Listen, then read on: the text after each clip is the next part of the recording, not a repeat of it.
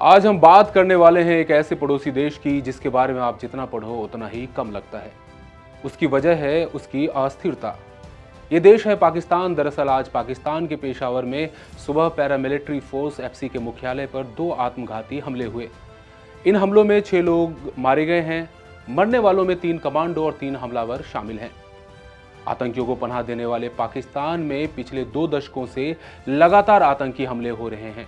आखिर पाक द्वारा पाले गए दहशतगर्द कैसे उसी के गले की फांस बन चुके हैं। आज हम आपको बताएंगे कि पाकिस्तान में आतंकवाद की पूरी कहानी क्या है। नमस्कार, मैं हूं आदित्य इंडिया.com के स्पेशल शो में आपका स्वागत है। आज हम आपको बताने जा रहे हैं वो कहानी जिसने पूरे दक्षिण एशिया की राजनीति, सुरक्षा और भूगोल को बदल कर रख दिया है। लेकिन ये समझने के लिए हमें थोड़ा पीछे जाना पड़ेगा, पीछे यानी बहुत पीछे, क्योंकि ये कहानी अचानक शुरू नहीं हुई। ये कहानी है राजनीति, सेना, धर्म, अमेरिका, जिहाद और गलत फैसलों की एक लंबी चेन रिएक्शन की। पहला भाग, पाकिस्तान का जन्म और आतंक की नींव। साल 1947 में पाकिस्तान अपने वजूद में आया। पैदा होने के 1 साल बाद ही उसके फाउंडिंग फादर मोहम्मद अली जिन्ना की मौत हो गई। उसके बाद देश की बागडोर पीएम लियाकत अली खान के हाथों में आ गई। इसी बीच पाकिस्तान कबलाइयों को आतंक के लिए प्रोत्साहित करने लगा और उनसे कश्मीर पर हमले कराए। ये पहला वाकया था जब पाकिस्तान ने दक्षिण एशिया में आतंक की नींव रखी। इसकी वजह से कश्मीर में भारत और पाकिस्तान के बीच पहला युद्ध भी हुआ। फिर आया 1951 का साल जब देश के पहले पीएम लियाकत अली खान का एक आतंकी हमले में कत्ल कर दिया गया। देश नया था, लोकतंत्र कमजोर था और सेना को लगा कि पाकिस्तान पर कब्जा करने का ये एक शानदार मौका है। पाकिस्तान अब इस्कंदर मिर्जा के हाथों होते हुए आयूब खान की मुट्ठी में चला गया। इस दौरान भी छोटे स्तर पर ही सही मगर आतंकवादी गतिविधियां चलती रहीं। और फिर आया 70 का दशक। दूसरा भाग, 70 का दशक और चरम पर आतंकवाद। 70 के दशक की शुरुआत पाकिस्तान के लिए ठीक नहीं थी। 1971 में पाकिस्तान को भारत के हाथों युद्ध में करारी शिकस्त का सामना करना पड़ा। साथ ही बांग्लादेश एक स्वतंत्र देश के तौर पर वजूद में आया। फिर आता है 1977 का साल, जब उस समय के आर्मी चीफ जियाउल हक ने देश के लोकतांत्रिक पीएम जुल्फिकार अली भुट्टो को सत्ता से बेदखल कर दिया और पाकिस्तान के सत्ता पर खुद को काबिज कर लिया। साथ ही जियाउल हक ने पाकिस्तान पर मार्शल लॉ लागू कर दिया और खुद को देश का राष्ट्रपति घोषित कर दिया। फिर आता है साल 1979 का। सोवियत संघ ने अफगानिस्तान पर हमला कर दिया और यहीं से पाकिस्तान की दिशा हमेशा के लिए बदल गई।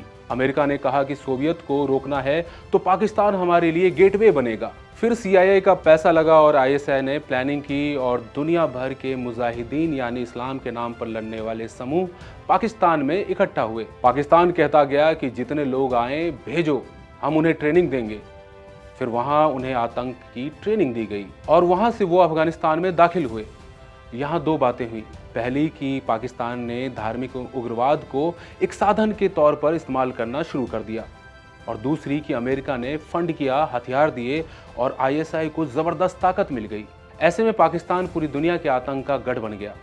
80 का दशक खत्म होते होते सोवियत को अफगानिस्तान से बाहर जाना पड़ा। इससे आतंकियों और जिहादियों का मनोबल साथ में आसमान पर जा पहुंचा।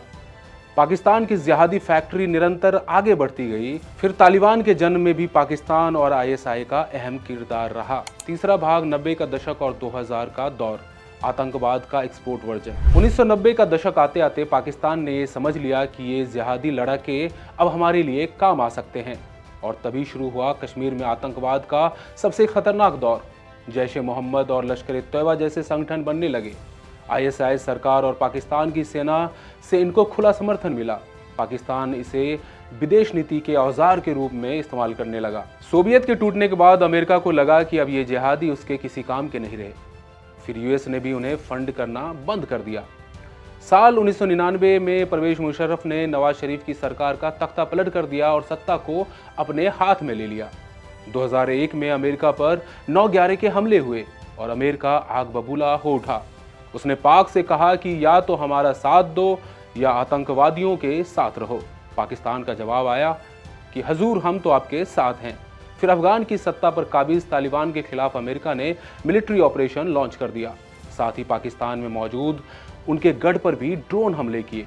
नतीजा ये रहा कि जो आतंकी पिछले 20 सालों तक पाकिस्तान की जमीन पर पले बढ़े थे, उन्होंने ही पाकिस्तान के खिलाफ हथियार उठा लिए।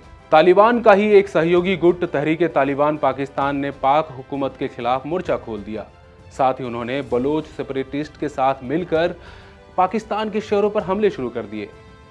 ये बहुत दिलचस्प है कि जो बीज पाकिस्तान ने बोया था, वही अब पेड़ बनकर पाकिस्तान पर गिर रहा था। चौथा भाग, टीटीपी का उदय, पाकिस्तान के एक बड़े दुश्मन का उभार। तहरीक-ए-तालिबान पाकिस्तान यानी टीटीपी का जन्म 2007 में हुआ था। ये वही लोग थे जिन्हें कभी पाकिस्तान ने अफगान जिहाद के लिए इस्तेमाल किया था, लेकिन अब उनका एक ही लक्ष्य था कि पाकिस्तान में शरिया कानून लागू किया जाए।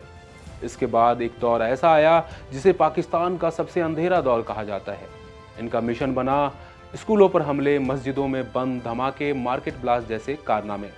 2014 का पेशावर स्कूल धमाका भी उसी का एक उदाहरण था, जिसमें 132 बच्चे मारे गए थे। पाकिस्तान को तब जाकर समझ में आया कि आतंकवाद किसी का दोस्त नहीं होता, लेकिन तब तक काफी देर हो चुकी थी। पाकिस्तान में कई नई तंजीमें उभर कर सामने आ चुकी थी। इनमें अलग पश्तूनिस्तान की मांग करने वाले लोग भी शामिल थे। बावजूद इसके पाकिस्तान ने आतंकवाद पर नई दोहरी नीति अपना ली। कुछ आतंकी समूहों पर पाकिस्तान कार्रवाई करता रहा, वहीं कुछ को स्ट्रैटेजिक असेट कहकर छोड़ता रहा। तालिबान उसके लिए अब दुश्मन था, वहीं जैश-ए-मोहम्मद और लश्कर-ए-तैयबा उसके दोस्त। ये डबल गेम दुनिया को साफ दिखाई देता था, लेकिन पाकिस्तान हर बार इनकार करता रहा। पांचवा भाग, आज क्या स्थिति है। आज पाकिस्तान खुद एक संकट में है, जहां वो आर्थिक पतन, राजनीतिक अस्थिरता, आतंकवाद, सेना और सरकार जैसी समस्याओं से जूझ रहा है। 2023, 24 और 25 में टीटीपी के हमले लगातार तेजी के साथ बढ़े हैं। तालिबान के साथ लड़ाई सिर्फ बाहर ही नहीं, अंदर भी जारी है। यही वजह है कि टीटीपी की ओर से हर हफ्ते पाकिस्तानी शहरों पर हमले हो रहे हैं। ये कहानी हमें बहुत बड़ा सबक देती है कि जब कोई देश आतंकवाद को असेट समझने की गलती करता है, तो अंत में वही आतंकवाद उसे तबाही और बर्बादी के कगार पर लाकर खड़ा कर देता है। तो साथियों, ये था पाकिस्तान में आतंकवाद का पूरा इतिहास। कैसे शुरू हुआ, कैसे पनपा और कैसे आज पाकिस्तान खुद उसी आग में जल रहा है जिसमें कभी उसने दूसरों को जलाने की कोशिश की थी। ये थी हमारी खास पेशकश। ऐसी रिपोर्ट के लिए India.com के साथ बने रहिए। शुक्रिया।